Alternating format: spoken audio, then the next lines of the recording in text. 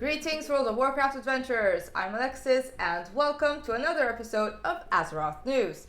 With this week's reset, players are enjoying the Arena Skirmish bonus event. While this event is active, Arena Skirmishes will award honor at an increased rate. Will you answer to the call of battle? If you do, don't forget to take the weekly quest, The Arena Calls, where players can get extra rewards for winning 10 Arena Skirmish battles. Also, PvP players have two versions of PvP Brawl, which are Battleground Blitz, taking players through 8 different PvP maps, and Temple of Hotfixes, with rules that may help or hinder a player's ability to win, which includes an increase in haste, increase in movement speed, and a decrease in respawn times. Players chasing the Primal storms this week may have noticed that they have once again been spawning once at a time.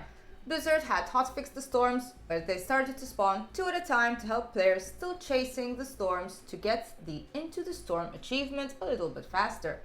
However, the storms seem to have reverted back on Friday, with Blizzard replying in the forums about the issues with Primal storms, stating they are investigating and the Dragon Isles should be back to double storm spawning as of this week's reset. Don't forget you can check which elemental storm is active on the Wowhead front page.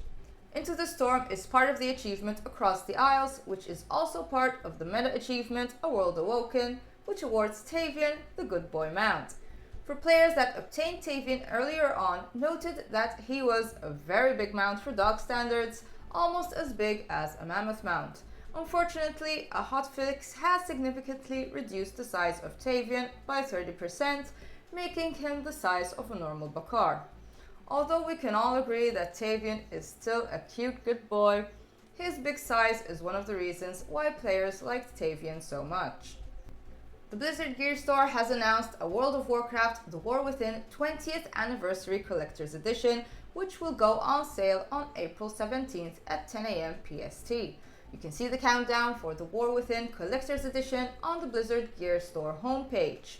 Something else to note, according to the Warcraft roadmap of 2024, the War Within Alpha should launch before the start of Season 4, which is set to launch on April 23rd. Could it be that the countdown has something else in store? Only time will tell. With Dragonflight Season 4 just around the corner, now is a good time to pursue weapon appearances that will not be obtainable for a while after Season 3 ends. These are the Ravencrest Wrath two-handed sword from Blackrock Hold, the Howling Echoes polearm also from Blackrock Hold, and the Corrupted Knot one-handed mace from Darkheart Thicket. The mount reward for awakening the Dragonflight raids has been given a slight update.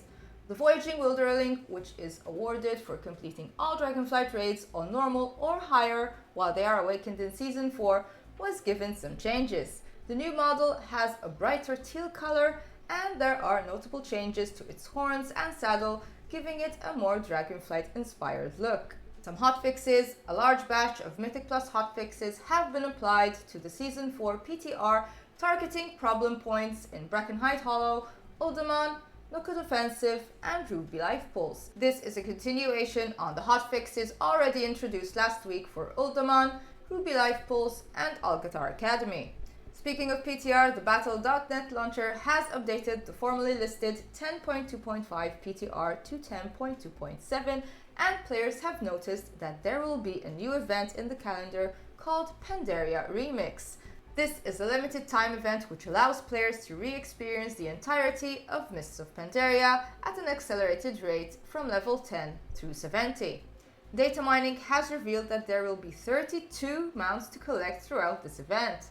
There's a number of different colored riding cranes, flying discs, goats, scorpions, kites, mushans, a phoenix, turdaxes, quillins, yaks, tigers, and a cloud serpent.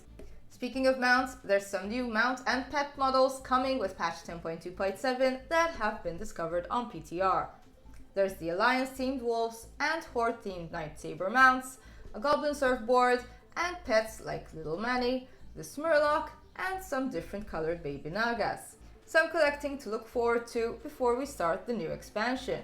In other patch 10.2.7 news, Blizzard is revamping the Hunter pet stable, increasing its window size, adding more information about pets, among other quality of life improvements.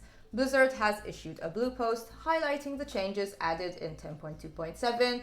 There are currently some issues on implementing these in PTR, but these should be solved by the time the patch goes live.